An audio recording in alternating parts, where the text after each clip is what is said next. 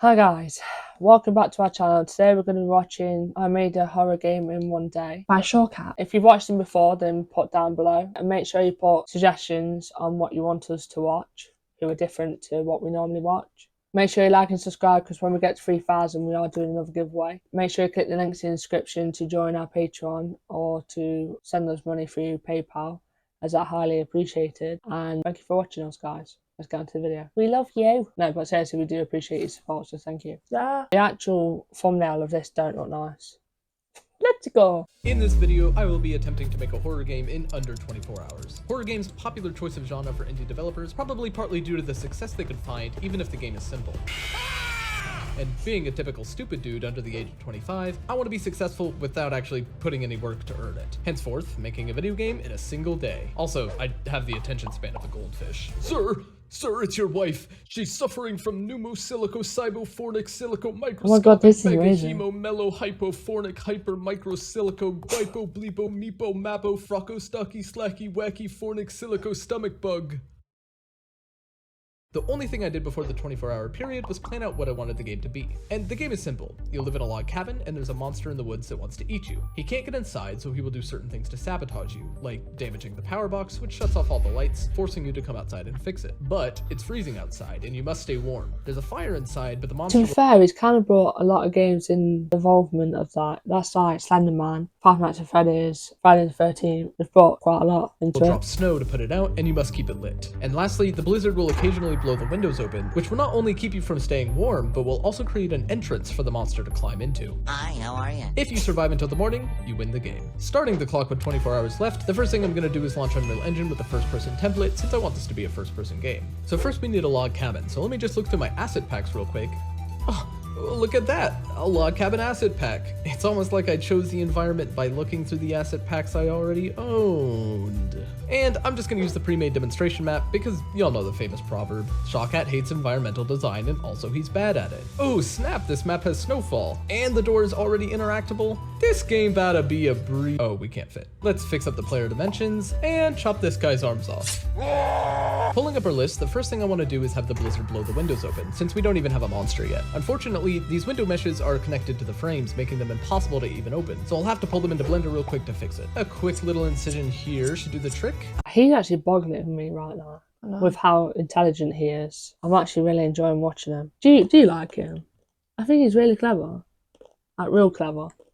Another successful operation from Dr. Shawkat. In Unreal Engine, I'll use the timeline to control the rotation of the windows in lieu of traditional animation because something simple like this, it really doesn't make a difference. Here's what it looks like in game. Whoosh. I haven't gotten any sound effects for the game yet, so I'm sure when I'm editing I'll spend some good money on some high quality sound effects to make sure it sounds AAA. Next, I'll use a timer to randomly open these windows every 60 seconds or so. To be fair though, when you're playing the game, you don't actually realise how many years and how many hours it takes to actually make the game. Do you know what I mean? I do. No, we do, personally, because our brother's really good at it, but I'm on about other people who play on Fortnite and stuff like that. Games like that, people are, well, why can't we play it? Well, you're going to have to wait because of how long it actually takes, the development and stuff. Close them, I'll need to create some kind of interaction system. I've made 1,000,001 interaction systems in my life, but that doesn't always mean they're simple. So I might need to stand up for this one. But, when I'm standing up, I can't seem to reach my keyboard. Or can I? Recently, FlexiSpot sent me this EN1 mahogany motorized standing desk. You ever hear that saying? That was smooth. The new smoking? Come along, Billy. I don't want you catching secondhand sit.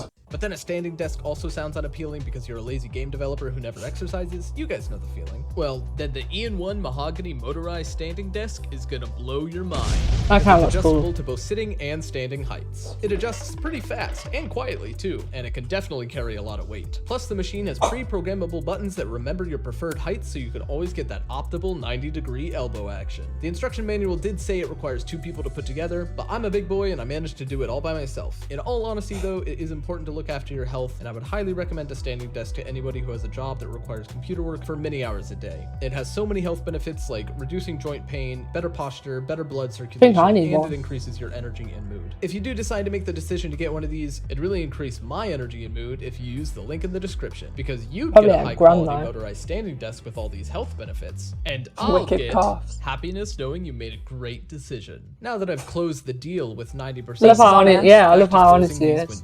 If I make Like one of these extremely useful blueprint interfaces here, I can easily communicate with any object that I press E on. So if we hit E on our window, we can just make it close and reset the timer for it to get blown back open. I'm just gonna move some of these props around real quick so the windows are more accessible. Okay, now it's a lot easier to get into the position to close these, but we still need our character to freeze when the windows are open or if he goes outside. I want our freeze meter to be something cooler than just a progress bar, so let me yoink a frost texture from online and use it to create a post-process material that increases how much frost is on our screen. And after some quick box collisions to tell if we're outside or not, our screen is getting frosty on the outside and melty on the inside. That's step 4 crossed off the list. Now, you're probably thinking, well, great Canada simulator, Shawcat, but where's the monster in the thumbnail ad? I clicked on the monster in the thumbnail, I want to see a monster. Well, calm down! Whatever you saw in that thumbnail, I'm making right now. I'm thinking since we're in the woods, well, it will be the woods, our monster should be some sort of cryptid deer creature. And this is an idea I had all by myself because of my genius creative mind.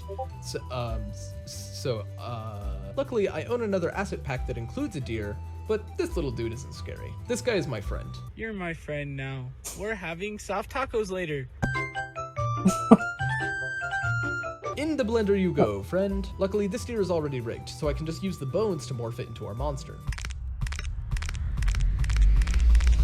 Now those proportions are nice and cryptid, but I think I can step it up a notch by giving him some teeth. I used a cat for reference, but then I made the teeth extra scrunkly to enforce that extra fear that he's never been to a dentist.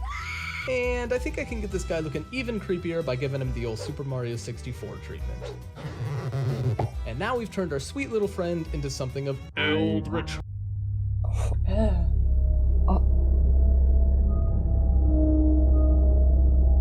I swear to God, if this scares me. This would look a lot scarier if it was currently nighttime. Hi, how are you? So just give me 1 second. I love his editing, I love his humor. Wow! I'm getting a real big Until Dawn vibe here. It was just a prank, Han. Best horror game ever made, I will not be taking questions. I think I'll continue on this environmental design high and add some extra landscape. There's a reason they say Shawcat hates environmental design. I just throw random crap in there because I have no idea what I'm doing. Like these trees, which I had to grab from a third marketplace asset, despite the thick forest, it's still pretty obvious to see where the terrain ends. So I think I'll approach a retro solution and just add a thick black cylinder to imply that light itself can't pass through the thick brush further on. So that's step 1 crossed off. Let's move on to 2, the power box. But there are no lights in our cabin to turn off yet, nor are there lights in the log cabin asset pack, which means I'll have to add in a 4th asset pack just to get some hanging lights into the scene. Do you actually like it? Yeah, I want to try and make a game. I like watching stuff like this. This is why I proper focus on it. You know what I mean? So I like it. It's inspiring me. You tell I'm talking through my teeth. This horror hospital pack has the right kind I'm looking for. And I'll just slip those into our cabin. So glad we're finally done importing all those high gigabyte asset packs. Now let's get a power box into our scene. I've been searching for a while and I can't find a power box, but this storage house asset pack has a generator looking thing and that'll work just fine. If I make the generator into an actor, I can add a function to disable all the lights in the cabin. I'll also toggle the emissive quality of these light bulb materials for a little bit of extra polish. But now our deer creature actually needs to attack this generator. And I think instead of spending a bunch of hard work figuring out how to make this deer hop the fence, I'm just gonna... So let's add a bunch of spawn points, spawn them randomly at one of them, and have him target the generator. Easy peasy lemon pound cake. He looks pretty goofy without animations, and I have no time to make all of them myself, so let's go to every game developer's favorite website, Mixamo. Mixamo allows you to automatically map the current rig to the Mixamo rig, and I'm shocked at how well it worked, considering this is a quadruped animal that I bent, broke, and Frankensteined into an ungodly bipedal malformation of flesh. But it does seem to make the website very laggy, so I'll download the animations real quick off camera and get back to you. Hi, welcome back. As you can see, I have gathered an idle, walking, and a stomp animation. People are way too clever. Any remaining I'll probably have to do myself, but we'll burn those files when we get to them. Okay, so we targets the generator, we play the animation, and right on this frame of the animation, we cut the power and he walks back into the woods. We can also repair the box really easily with that interaction system I made, except I'll make it so you have to spam me instead of just press it. So it's like trying to pull a starting cable. You gotta work for it. All right, big problem though. If the deer doesn't have the ability to kill us, then he's no more than an annoying neighbor who commits destruction of property. I want to go for a very classic Five Nights at Freddy's jump scare where when he kills us, they get all up in your camera and bite your face off. So for this animation, I'll have to blend his face in Blender. Not too hard. I'm just gonna stretch the neck real good, shake his head a bit with a noise generator, and chomp.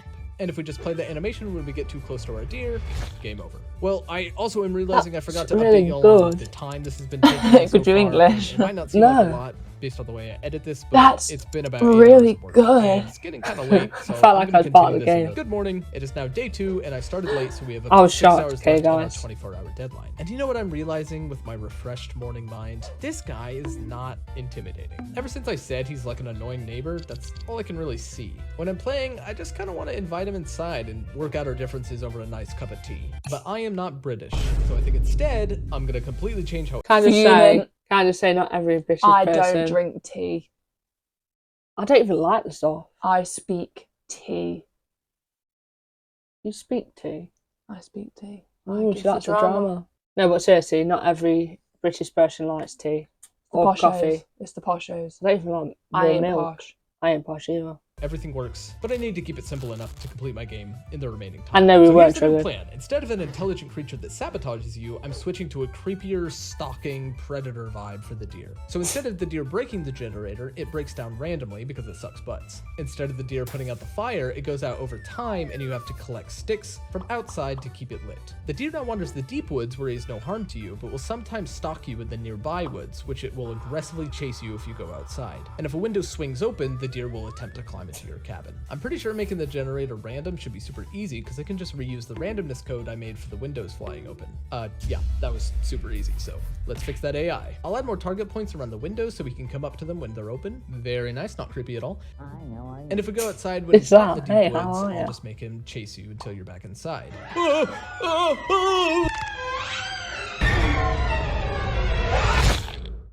Okay, yeah, that's it's a little bit scarier than what we had before. Oh, and you know what might be good? I think I'll add some rotation to his head bone so he's always looking at you directly. Because, pro tip to horror game developers, there's nothing scarier than eye contact. People ask you what your worst fear is, and you say, oh, you know, the dark, clowns, you know, alligators. But no. Think about when you go to a Starbucks and that cashier's looking you in the eye. They're like staring into your soul and they're like, what do you want? What do you want in your drink? What do you want? And you're just like, And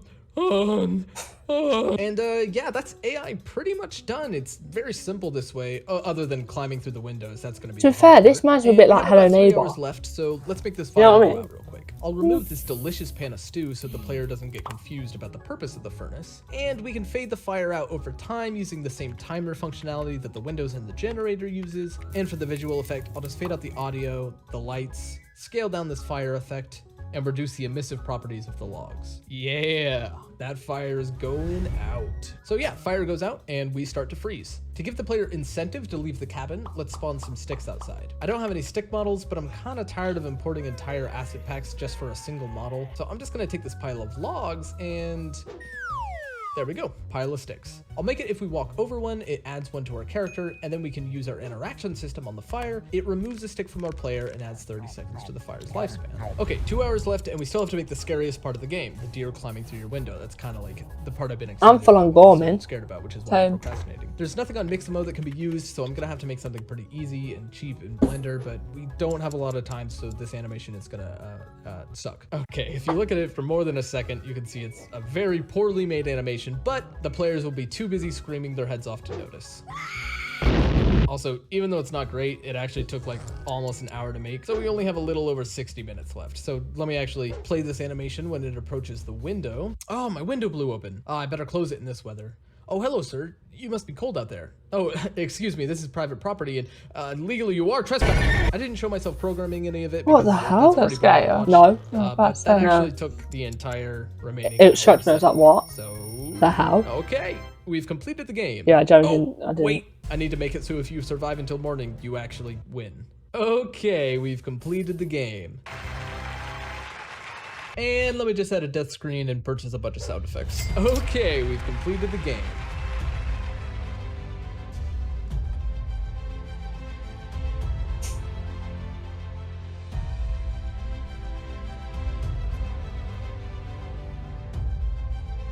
But my mama did raise an honest man, so I'll have to admit, if you count the time I spent adding sound effects and stuff, I did go over the time limit by about an hour. If you want to play it, I uploaded it on itch.io, but only visit if you're ready to lose your voice out of screaming from fear. I didn't really have enough creative juices to come up with a good name, so Tyler and I went to a horror name generator and it came up with Woodwalker. Future Aiden here. I just watched an episode of Adventure Time and they call this tree the Wicker Devil. When you see the Wicker Devil in Tree Afterlife, tell him Jake says hello. And I thought that was the coolest thing ever, so I'm stealing it. This game is now called The Wicker Devil. Go download The Wicker Devil on itch.io. If this game wasn't scary enough for you, check out my other game I'm working on, Nightly Routine. You'll be frightened about the amount of work I've been putting into That looks kind of cool. Join the Discord. That was cool. Half it, yeah, I admit I was very gummed because I was literally enjoying watching that. I don't know if you guys are into that stuff, but I kind of like it. It was very intriguing. Intriguing enough for you to see on. Yeah, that's because I just moved. But yeah, guys, he's very clever. Let us know if you want us to try and find it and play it. Yeah, why not? Hope you guys enjoyed this video. Make sure you like, subscribe and comment down below what you'd like to see next. Remember to check out our Patreon and TikTok in the description below, and that we're on the road to 3,000 subscribers, and when we hit 3,000 we're doing another giveaway, so make sure you subscribe, and we'll see you in the next one, guys. Bye. I also know why you said about the horror movie, because you know for a while I'm probably going to leave.